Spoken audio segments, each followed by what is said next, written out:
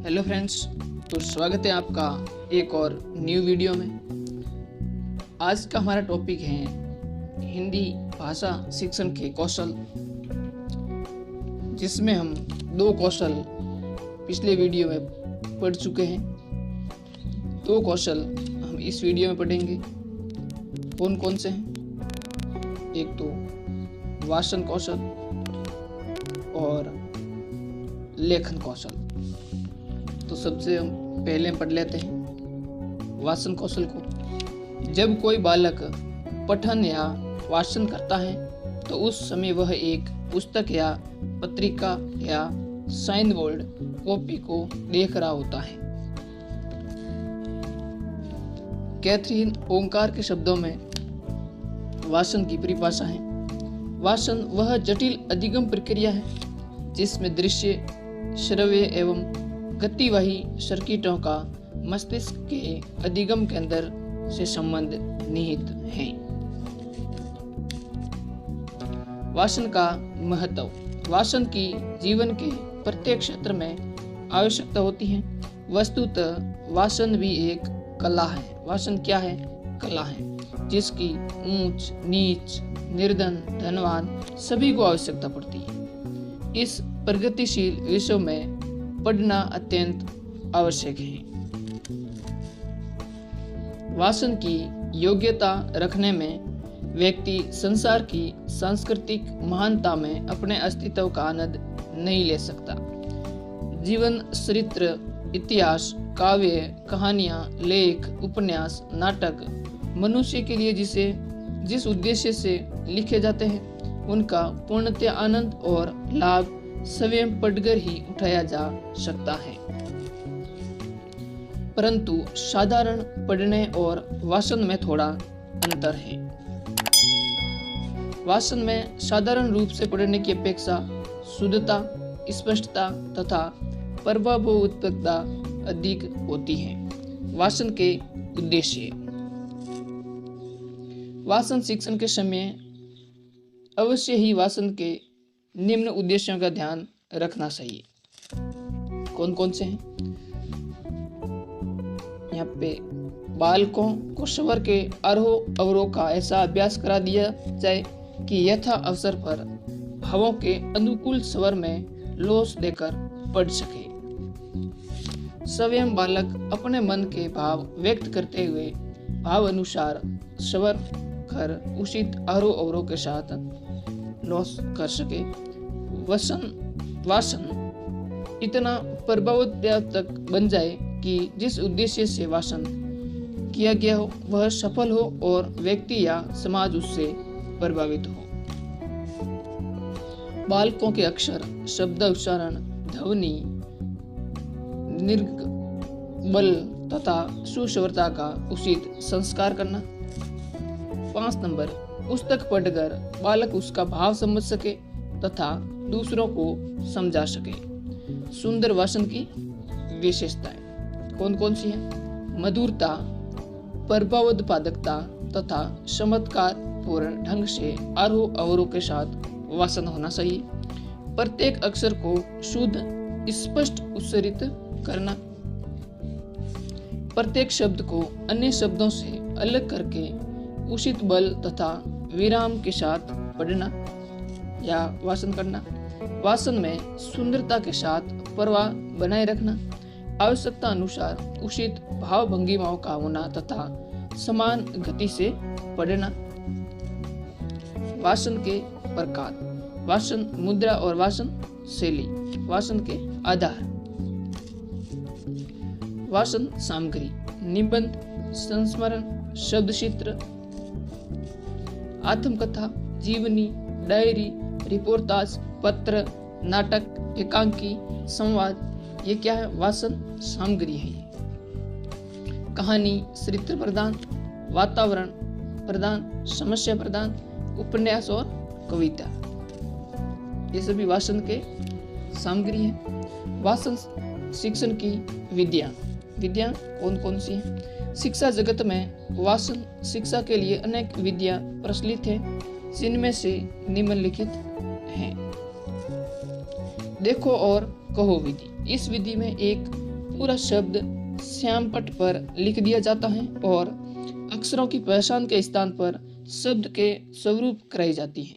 इस प्रणाली का सबसे बड़ा दोष यह है कि अव्यंत शब्दों के रूप में प्रयोग में धोखा हो जाता है, क्योंकि एक ही शब्द के अनेक अर्थ निकलते हैं, तो कौन सा अर्थ निकालना उसमें थोड़ा धोखा हो जाता है।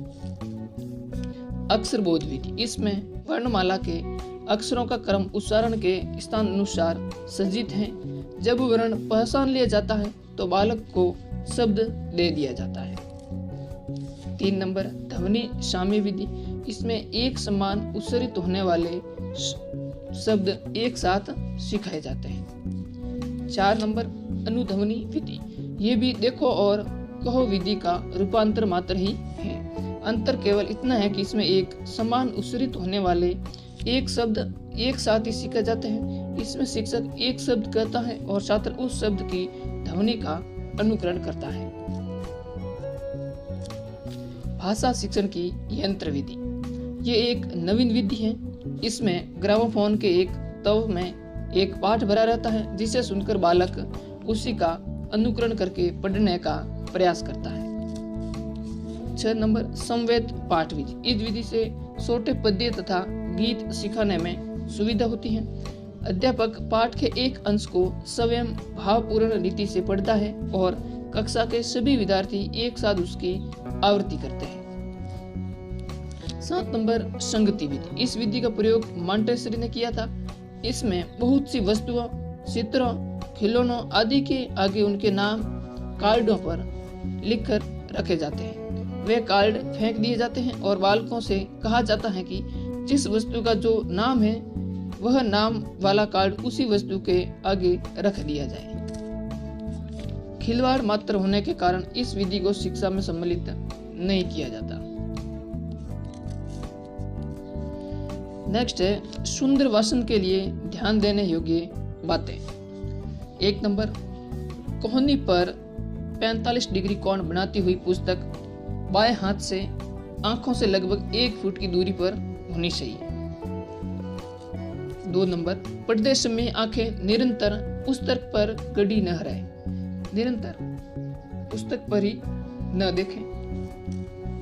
3 नंबर भाषण के समय एक बार एक धारा में कितने शब्द बोलने चाहिए, इसका ध्यान रखते हुए शब्दों के समूह का उचित चुनाव करके आवश्यक ठहराव देकर पढ़ना चाहिए।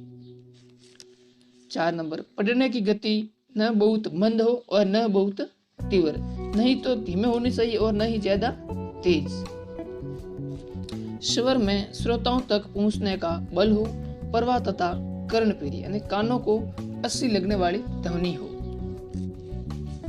प्रत्येक शब्द का उच्चारण नियमित और स्पष्ट हो।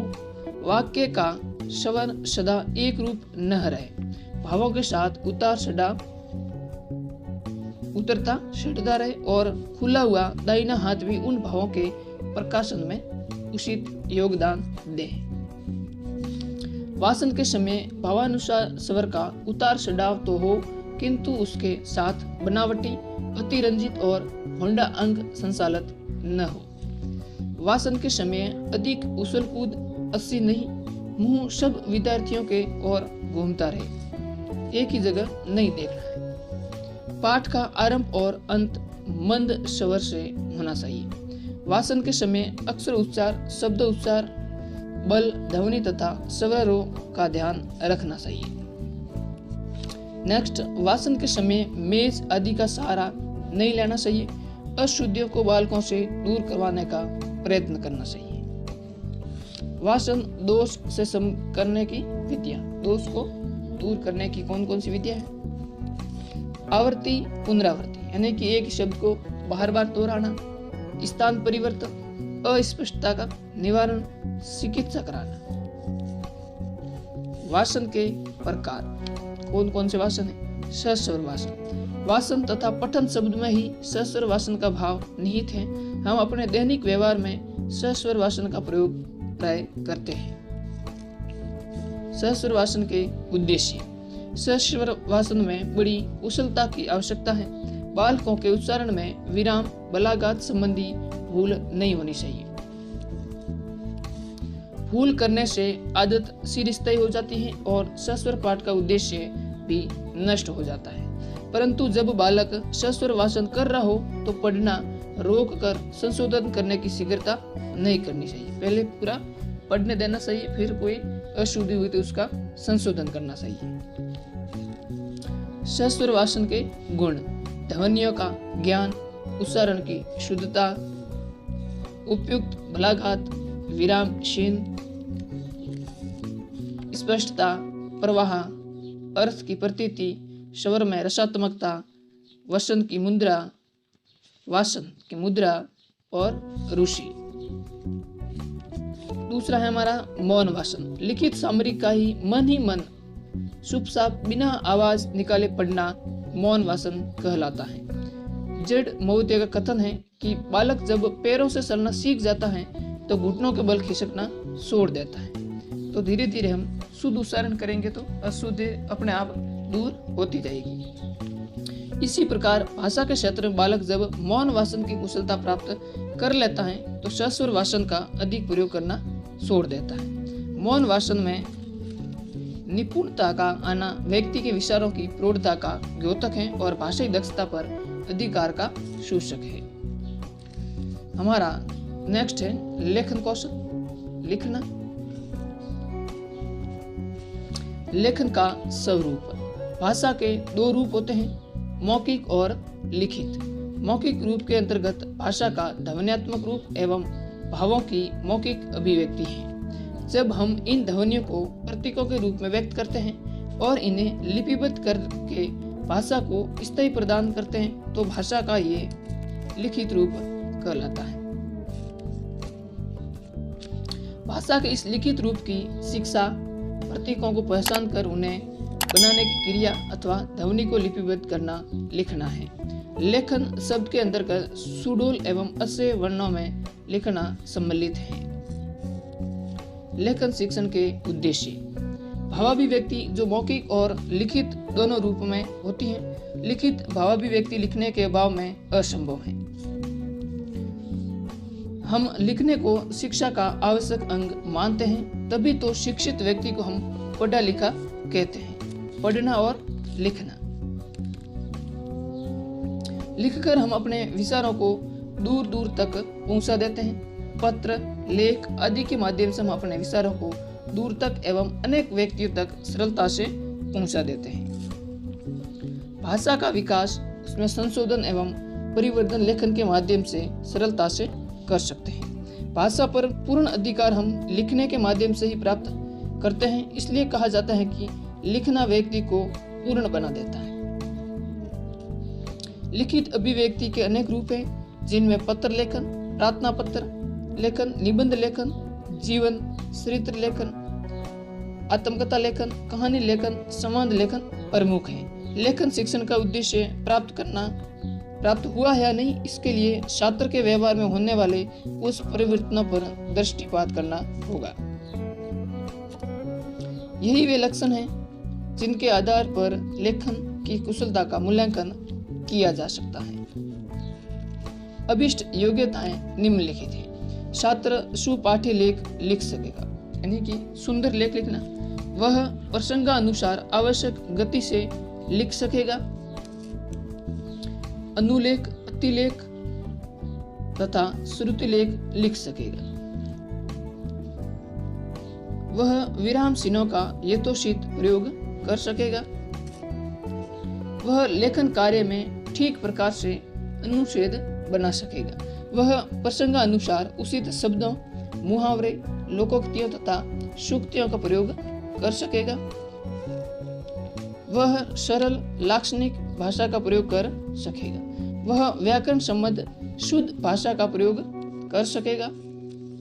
वह विभिन्न रचना वाले वाक्यों का शुद्ध पठन कर सकेगा। वह अभिष्ट सामग्री प्रस्तुत करेगा। वह क्रमबद्धता बनाए रखेगा। वह सुसंबद्धता बनाए रखेगा। वह विषय की एकता को अक्षुण्ण बनाए रखेगा। वह आवश्यक पुनरावृत्ति ही करेगा। वह भाषा की दृष्टि से अभिव्यक्ति में संक्षिप्तता ला सकेगा। वह लिखित अभिव्यक्ति के विभिन्न रूपों के माध्यम से अभिव्यक्ति कर सकेगा, वह विषय तथा अभिव्यक्ति के रूप में अनुकूल शैली का प्रयोग कर सकेगा।